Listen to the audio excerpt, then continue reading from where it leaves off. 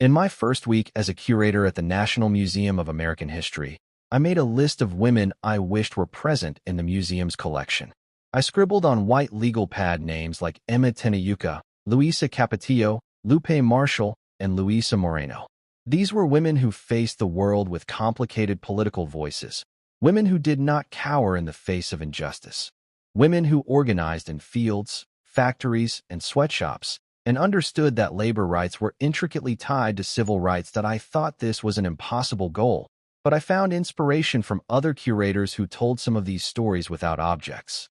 To my amazement, Emma Tenayuca came to life through an animated cartoon in the exhibition American Enterprise.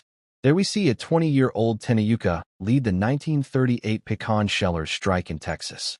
Although I could watch this short animation over and over, in the same exhibition hall, I also saw visitors press their hands against glass cases in order to get a good look at objects that seemed even more special when mounted and lit. So I began to think about the roads that might lead to the objects that would expand our collections. I decided to attend a lecture given by historian Vicky L. Ruiz on Luisa Moreno.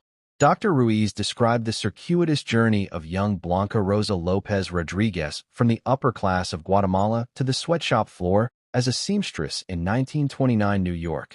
Several years later, as an act of politicization, Rosa Rodriguez changed her name to Luisa Moreno. She went from a first name that means white in Spanish to a last name that means dark. Moreno was such an astute and effective organizer that in 1935 the American Federation of Labor hired her to organize Latina and African American women cigar rollers in Florida, and by 1938 she was a representative of the United Cannery, Agricultural, Packing, and Allied Workers of America, UCAPA-CIO. She not only organized workers in the fields and canneries,